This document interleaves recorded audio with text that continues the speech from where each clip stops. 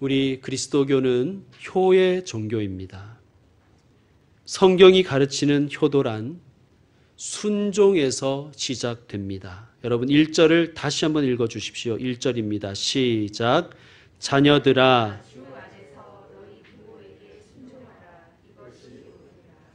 부모에게 순종하는 것이 어떤 일이라고요? 옳은 일이라 라고 말씀합니다. 그런데 어떤 분들은 순종하라고 하면 거부감부터 든다고 합니다.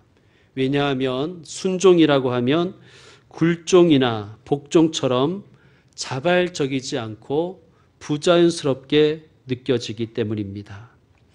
그래서 성경은 순종의 기준을 이렇게 제시하지요. 주 안에서. 창조주이시며 우리의 구원자이신 하나님은 저와 여러분이 잘 되기를 원하시는 아버지이십니다. 우리가 정말 행복하기를 원하십니다. 하나님은 우리의 행복을 위해서 세상을 만드셨고 죄와 사망으로 멸망해가는 우리에게 예수님을 보내셔서 구원의 복을 주셨으며 참된 행복을 얻게 하기 위해서 이 땅에 하나님의 나라를 세워가고 계십니다. 우리의 행복을 위해서, 우리의 구원을 위해서, 우리의 참 행복인 하나님의 나라를 이루시기 위해서 하나님은 일하고 계십니다. 그 하나님의 일하심의 증거는 두 가지로 드러나는데 하나는 가정이고 다른 하나는 교회입니다. 구약은 가정을 세우는 일에서 시작했다면 신약은 교회를 세우는 일에서 시작했다고 해도 과언이 아닐 것입니다. 하나님은 먼저 가정을 세우셨습니다. 아담과 하와를 부부로 맺어주심으로 가정이 시작된 것입니다. 여러분, 가정의 중심은 자녀가 아니라 남편과 아내입니다. 이것을 꼭 기억하십시오. 자식 하다가 무너진 가정들이 많아요. 유교식의 효도를 강조하다가 파탄난 가정도 많습니다. 누구네 집에 먼저 갈 것인가? 당신의 부모님에게는 그렇게 했으면서 왜 우리 부모님한테는 그렇게 안 하냐?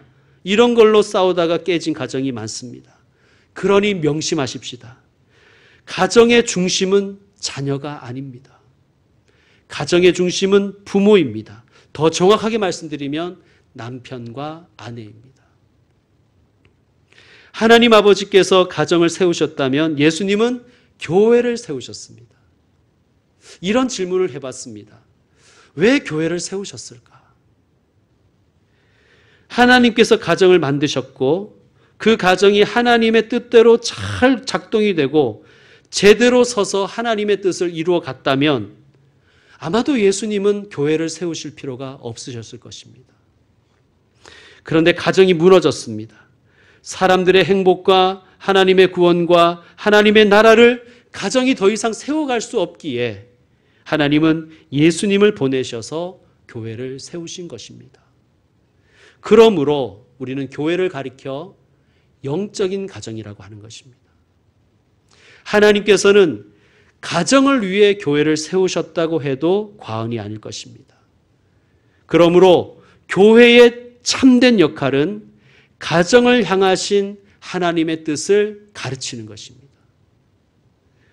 교회는 가정을 건강하게, 가정을 회복시키는 것이 목적입니다. 이것을 가르치고 배워야 할 줄로 믿습니다.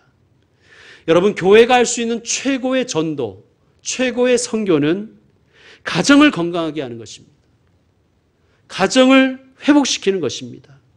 만약 어떤 교회가 교회를 위해서 가정을 희생하라고, 교회 생활을 위해서 가정 생활을 포기하라고 한다면 그런 교회와 목사는 가짜이고 사기꾼입니다.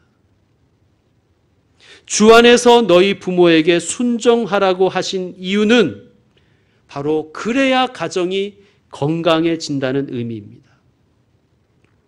그러므로 주 안에서 부모님에게 순종한다는 것은 단순히 가정을 세우고 효도하는 것만이 아니라 하나님의 일에 동참하는 것입니다.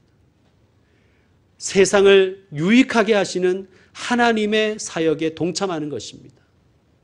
이런 관점에서 볼 때 부모님은, 하나님이 우리에게 주신 부모님은 하나님과 우리를 연결하는 축복의 사다리가 되는 것입니다. 부모라는 사다리를 통해서 자녀들은 하나님을 향하여 올라갈 수 있는 것입니다. 여러분 혹시 부실한 사다리에 올라가 보신 적이 있으십니까? 사다리가 흔들리면 마음이 불안하지요. 더 이상 높이 올라갈 수가 없습니다. 흔들리는 사다리는 자칫하면 그 위에 탄 사람을 떨어뜨립니다. 남편과 아내가 흔들리면, 부모님이 흔들리면 자녀들은 불안합니다. 그래서 절대 높이 올라갈 수 없습니다. 여기서 높이 올라간다는 것은 세상적인 출세를 얘기하는 게 아니에요. 믿음의 높이입니다. 높이 올라갈 수 없고 심지어 추락할 수도 있는 것입니다. 그러므로 부모 여러분, 든든한 사다리가 되십시다. 그게 자녀에게 물려줄 수 있는 최고의 재산이요, 최고의 유산입니다. 여러분, 아무리 많은 재산을 남겨주어도 다 잃을 수가 있고요, 다 빼앗길 수가 있잖아요. 그러나 건강한 가정이라는, 건강한 부부라는 그 유산은 절대 잃지 않을 것입니다. 부모님이 행복하게 살아가는 모습, 그것이 자녀에게는 튼튼한 사다리가 되는 것입니다. 튼튼한 사다리를 밟고 자녀들은 세상 속으로 나아갈 것입니다.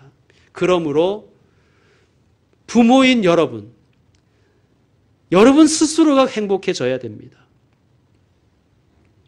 자녀를 통해서 행복을 얻는 것이 아니라 나 스스로가 굳건하게 행복 위에 굳게 서야 되는 것입니다. 그럴 때 자녀들은 부모에게 기쁘게 순종할 수가 있는 거예요. 부모가 행복하지 않으면 자녀는 흔들립니다. 불안해합니다. 계속해서 오늘 본문 2절과 3절을 함께 읽겠습니다. 2절과 3절입니다. 시작. 내 아버지와 어머니를 공경하라. 이것은 약속이 있는 첫 계명이니 이로써 내가 잘되고 땅에서 장수하리라. 아멘. 부모에게 순종하는 것이 효도의 1단계라면 부모님을 공경하는 것은 그 다음 단계입니다. 여러분, 하나님은 우리의 효도가 성숙해 가기를 원하시는 거예요. 여러분, 우리는 순종은 이런 개념이라 볼 수 있습니다. 내가 이해되지 않고 마음이 내키지 않아도 하는 것이 순종이라면, 공경은 내 마음에서 우러나오는 대로 정성을 다해서 섬기는 것이 공경일 것입니다. 하나님은 우리가 스스로 우러나오는 마음으로 정성을 다하여 공경하기를 원하십니다. 또한 부모는 공경받는 부모가 되는 것이 하나님의 뜻입니다. 공경받는 부모가 되라고 약속이 담긴 계명을 주신 거예요. 자, 여러분, 우리가 가진 대부분의 성경책 표지 안쪽을 보면 세 가지 중요한 신앙의 문서가 수록되어 있습니다. 하나는 우리의 신앙을 고백을 적은 사도신경이 있고, 예수님의 기도를 적어놓은 주기도문이 있고, 그리고 한 가지가 더 있는데 그게 뭔지 아십니까? 십계명입니다. 십계명은 이런 뜻입니다. 너희가 이제는 하나님 나라의 백성이 되었으니 이렇게 살아야 한다라는 하나님의 헌법입니다. 그런데 십계명을 가만히 보면 9개의 계명은 그냥 명령이에요. 그런데 약속이 붙어있는 계명이 유일하게 하나가 있는데 무엇입니까? 몇 계명일까요? 제5계명입니다. 내 부모를 공경하라 그리하면이라는 단어가 붙어 있습니다. 다른 계명들에는 붙어 있지 않습니다. 물론 어떤 설명이나 이유는 붙어 있지만 보상의 약속은 5계명이 유일합니다. 우리 5계명 같이 한번 읽겠습니다. 시작. 내 부모를 공경하라 그리하면 내 하나님 여호와가 내게 준 땅에서 내 생명이 길리라. 아멘. 십계명은 크게 두 부분으로 나뉘지요. 1에서 4계명은 하나님을 어떻게 섬길 것인가에 대한 조항이고, 5에서 10계명은 인간을 어떻게 대할 것인가에 대한 계명입니다. 자, 하나님에 대한 계명과 인간에 대한 계명, 딱 중간에 부모 공경의 계명이 있는 것입니다. 부모는 하나님과 우리를 연결해 주는 사다리가 됩니다.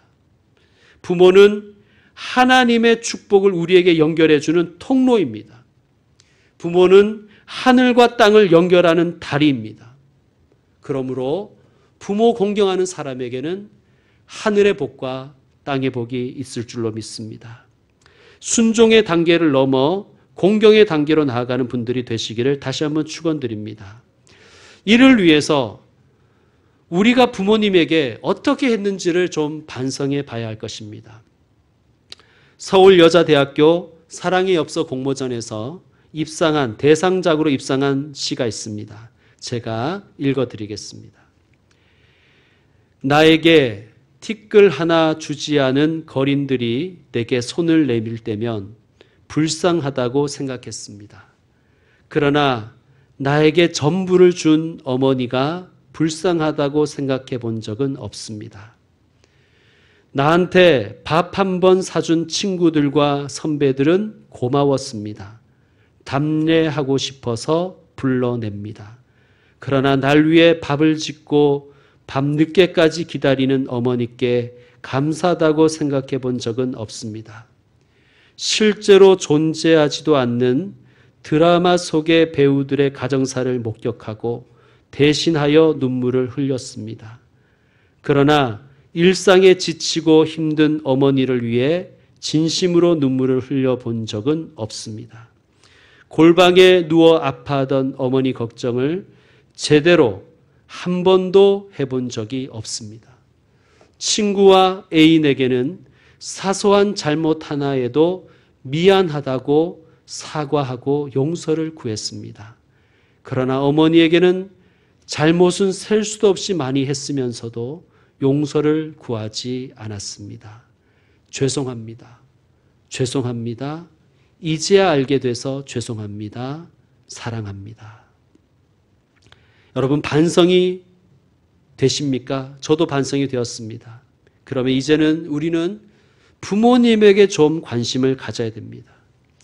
친구나 자기 자식에게 가지는 관심의 10분의 1이라도 부모님에게 관심을 가지십시오.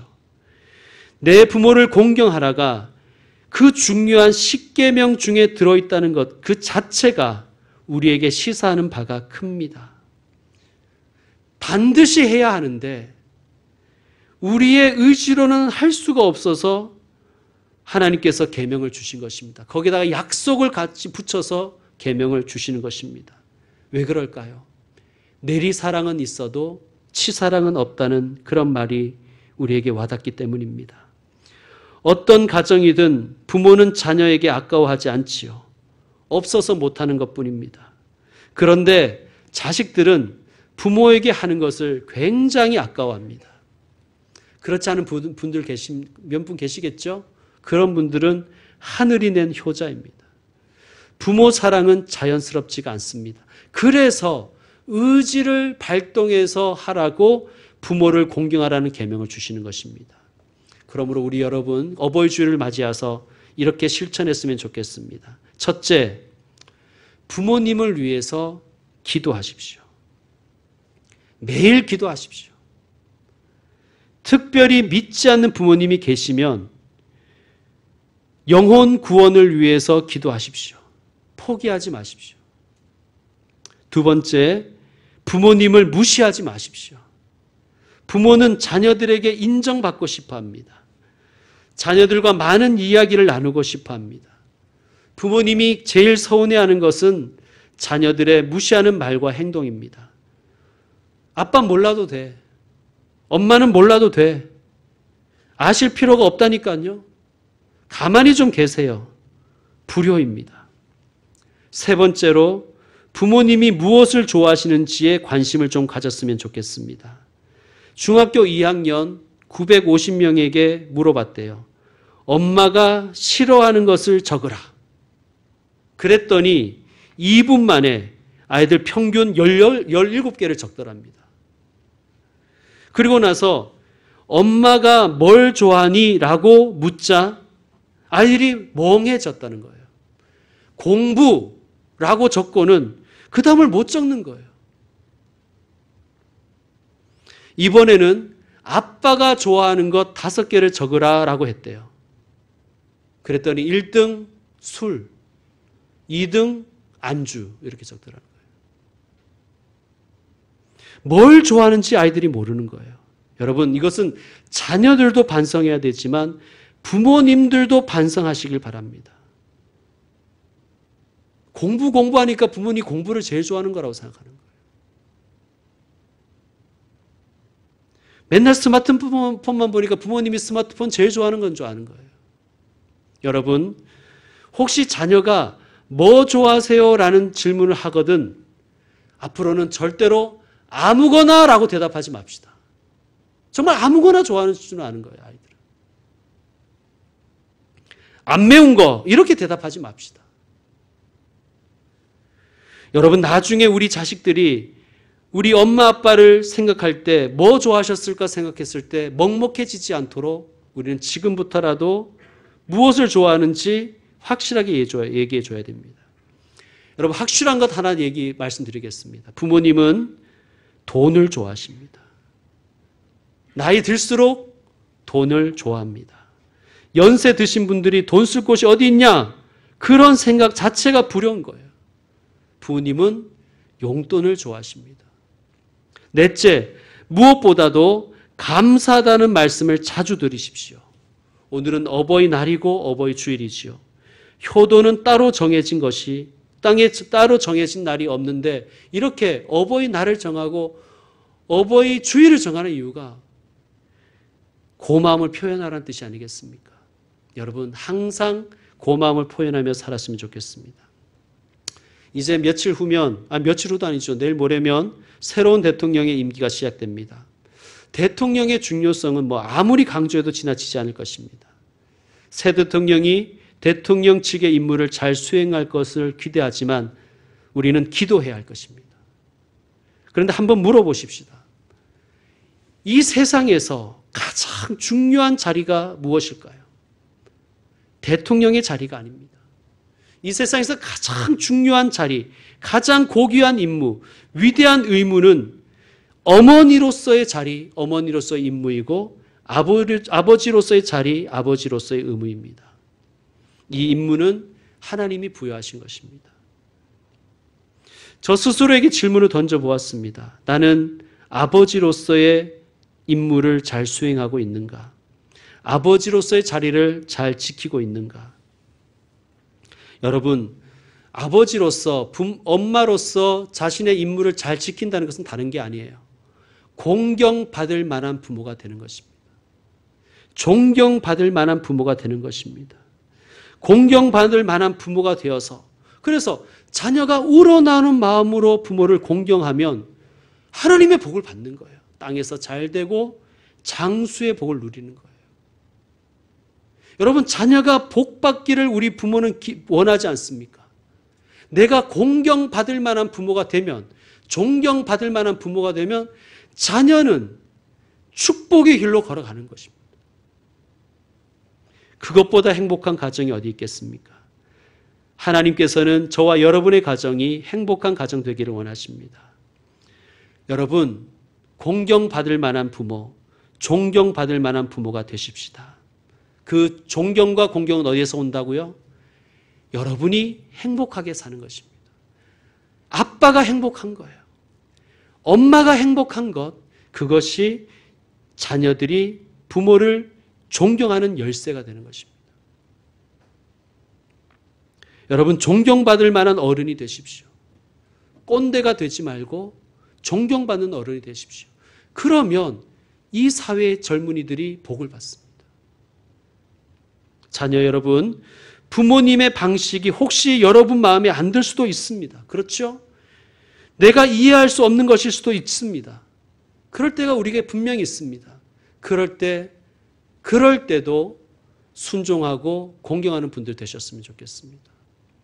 퀴리 부인은 어려서부터 철이 들 때까지 어머니의 사랑을 의심했대요.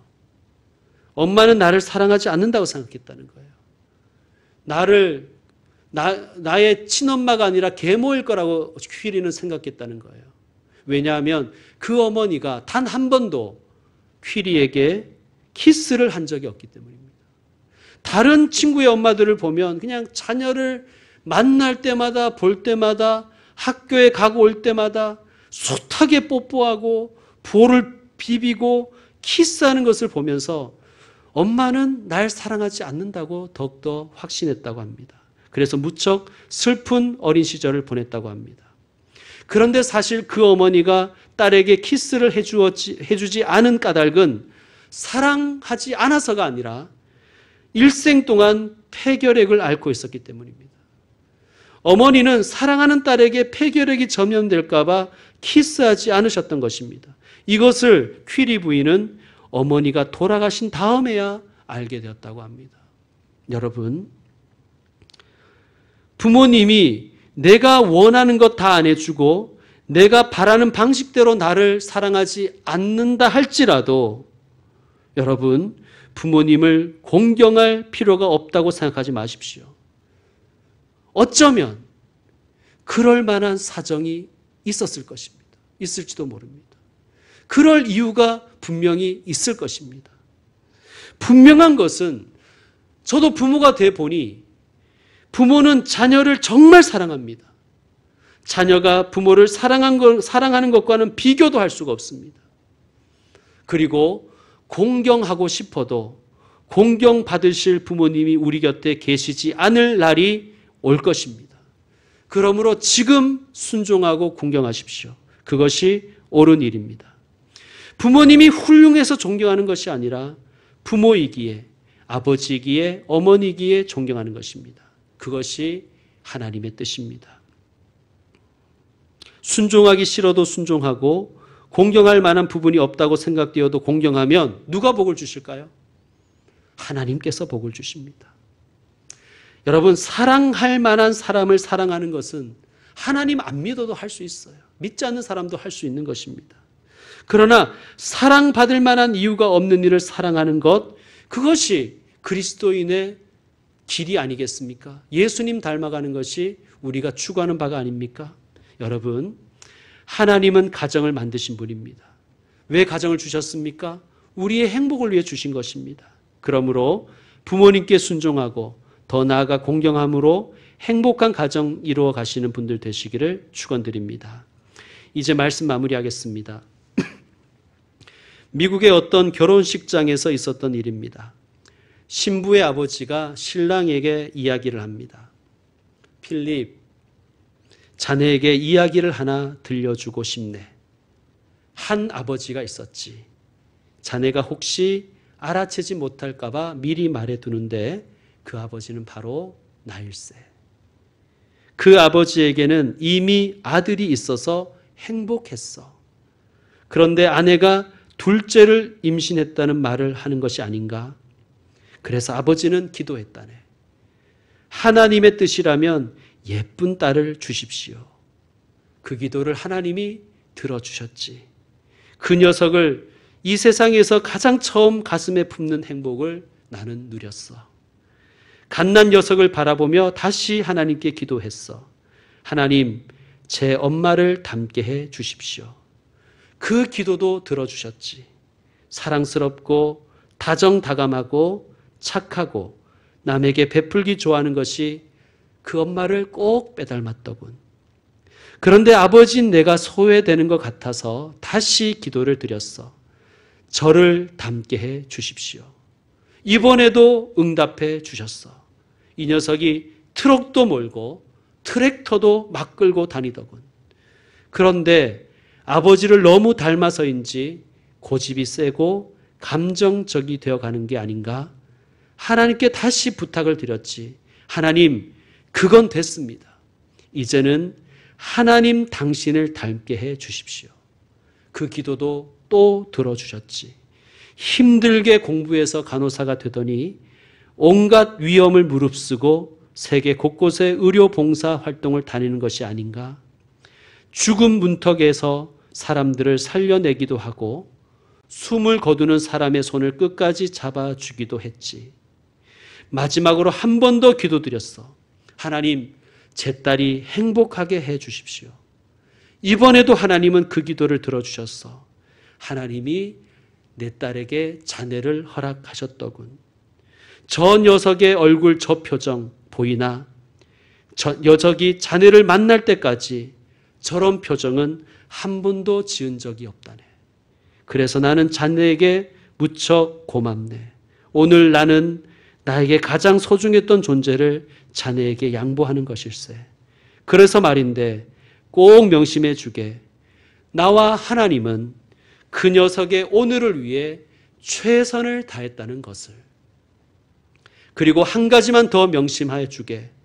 아버지인 나와 하나님 아버지가 그렇게 공들인, 그렇게 애써온 것을 자네가 절대로 망치지 말기를 간절히 부탁하네.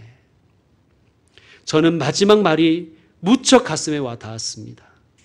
나와 하나님은 그 녀석의 오늘을 위해 최선을 다했다는 것을 기억해 주게. 아버지인 나와 하나님 아버지가 그렇게 공들이고 애써온 것을 자네가 절대 망치지 말기를 간절히 부탁하네. 여러분, 이것이 부모의 마음이요 하나님 아버지의 마음이 아니겠습니까? 성도 여러분, 부모님과 하나님 아버지는 오늘의 저와 여러분을 만들기 위해 최선을 다하셨습니다. 그것을 기억하십시다. 우리는 부모님과 하나님 아버지의 작품입니다. 우리 부모님과 하나님 아버지께서 날 위해 최선을 다했다는 것을 잊어버리지 맙시다. 그리고 절대로 공들여 키운 우리 자신을 망가뜨리지 맙시다. 그리고 다른 가정의 자녀들을 망치지 맙시다. 그것이 우리가 할 수 있는 최고의 효도일 것입니다. 기도하겠습니다.